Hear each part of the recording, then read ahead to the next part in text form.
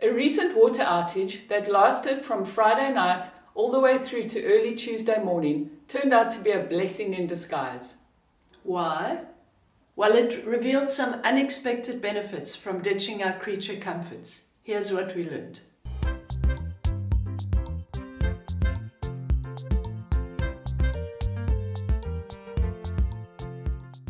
We've been living without our creature comforts for so long now that we often forget and sometimes even take for granted all the benefits that we've experienced from this lifestyle. And this isn't only from furniture-free living, which obviously has a ton of benefits, but it's also from spending a decade without a car. Yeah, exactly. And adopting crazy lifestyle experiments. If you're not ready to give up your car or your couch, you can still enjoy similar benefits in your own life.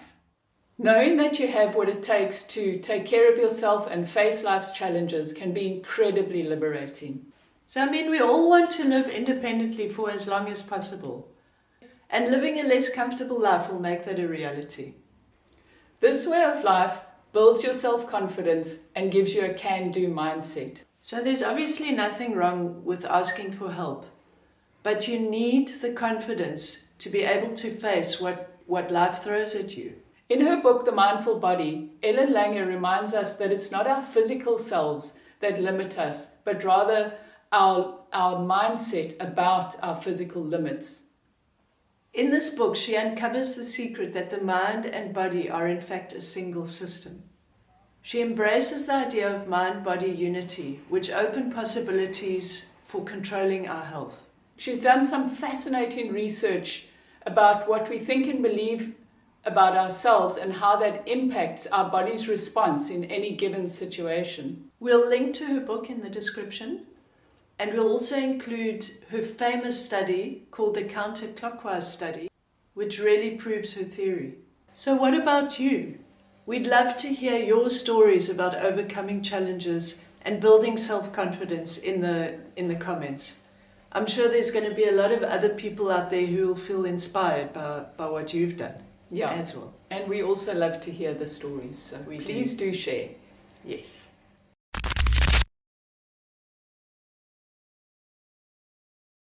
Have you ever faced a challenge without asking for help and tackled it alone like a pro?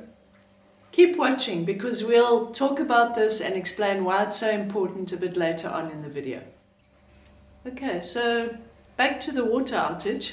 So on that very early hours of Saturday morning, we heard on our resident WhatsApp group that water had been cut off and that the city would be sending tankers to supply us with drinking water. Those tankers were parked at the top of our complex at the entrance, which is from our place 3 flights of stairs and 150 meters, give or take. So we just took our containers, walked up there, carried them back even though they were heavy. Yeah, and we got them up, buckets and bottles up 3 flights of stairs.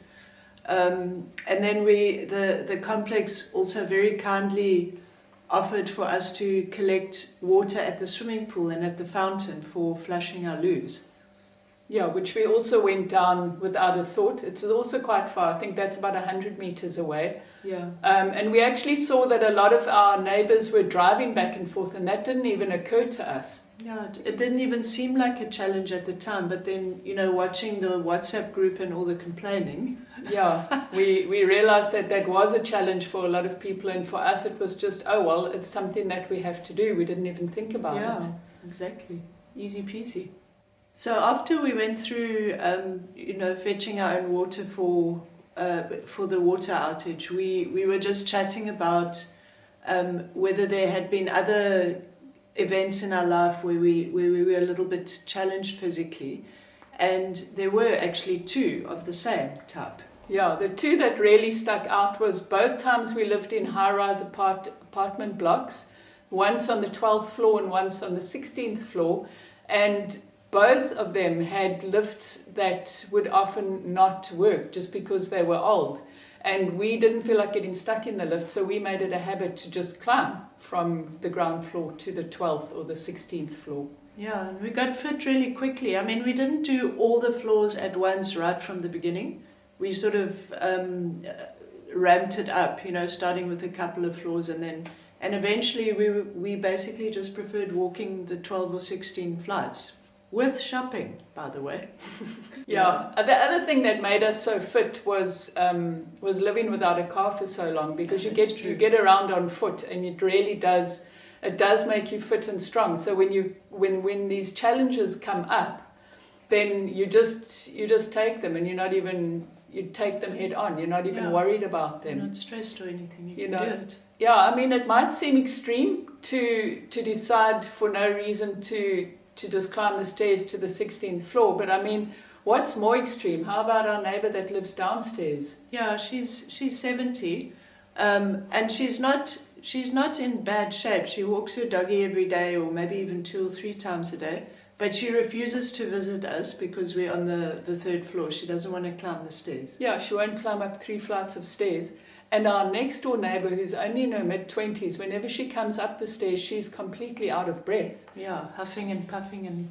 Yeah, so, I mean, it's not schadenfreude or anything. We're not poking fun at them. It's just to say that if you don't take care of yourself... if you don't make the effort, you either end up like that or like that. Yeah. So the next time you're in a shopping centre, see if you can find the stairs and use them instead of the lift or the elevators. Initially, you may just go up 1 flight of stairs, but eventually you'll build your strength and your fitness, and you'll find yourself going up more and more levels each time. So next time you see an out-of-order sign on an elevator, who cares? You'll just take the stairs. Who cares? Use the stairs. So we challenge you to use the stairs for the next week. Even if it's 1 flight or half... Oh no, you can't do half a flight. Even if it's just 1 flight, do it for a week and see how you feel. Yeah, there are plenty of health benefits. It improves your cardiovascular fitness. It makes your muscles stronger, and it increases your calorie burn, of course. Bonus.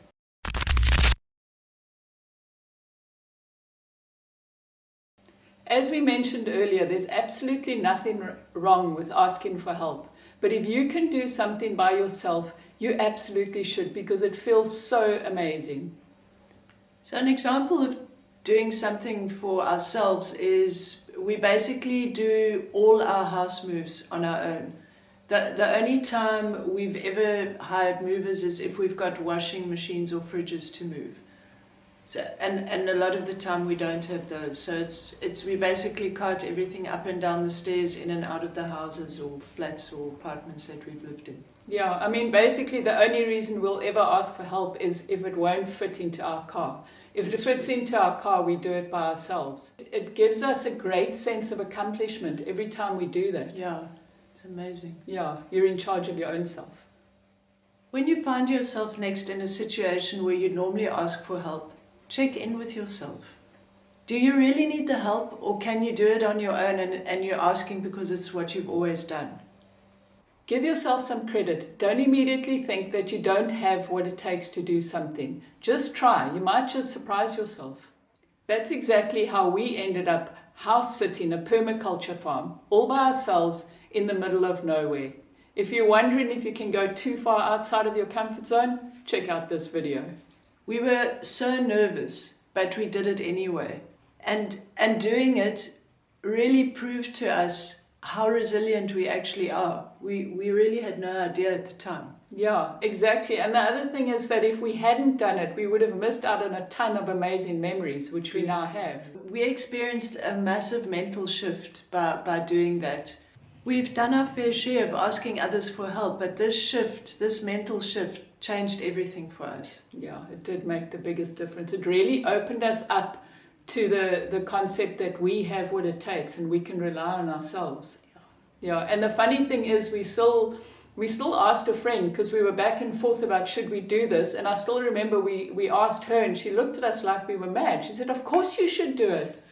So go ahead and embrace those challenges. They're opportunities for growth and self-discovery. They're also a really great way to push yourself and see what you're capable of. The important thing here is to remember to surround yourself with like-minded people who share similar values of self-reliance and independence. Community support is super important for a furniture-free lifestyle or any out there lifestyle choices that you make. The last thing you want is to have naysayers in your life. I mean, they're always around, but especially when you're trying something new, surrounding yourself with people who can build you up and be positive about your choices can make all the difference. And excited for you. Yeah. You need people who are in your corner.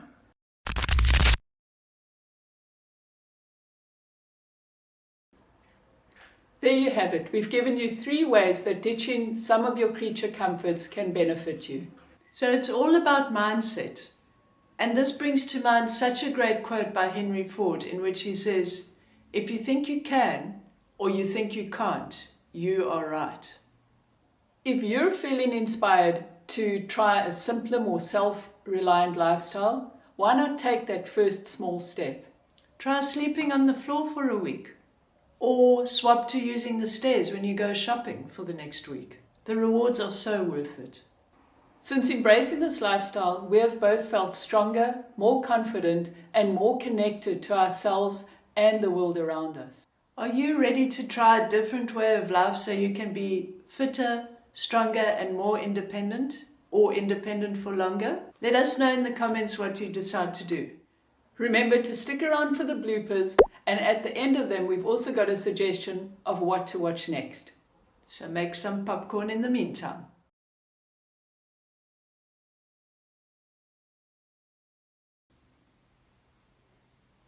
Oh, sorry.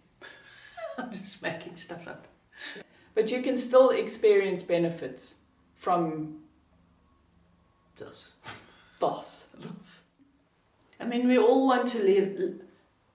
We all want to live. Live independently. We all want. Oh dear. Okay. 3 minutes this time, guys, just so you know. No, look childish.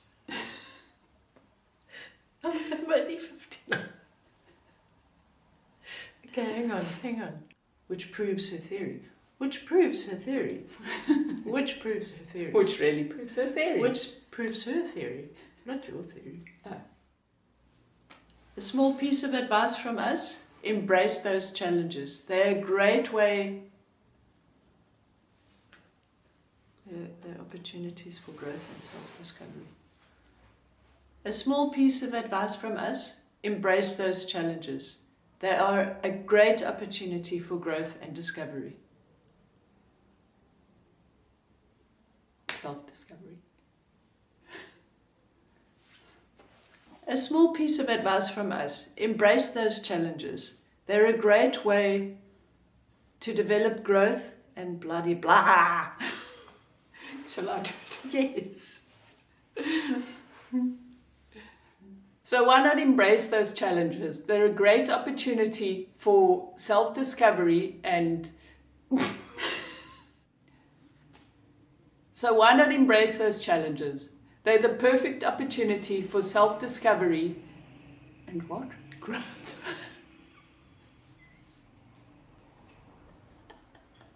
Wait, these challenges...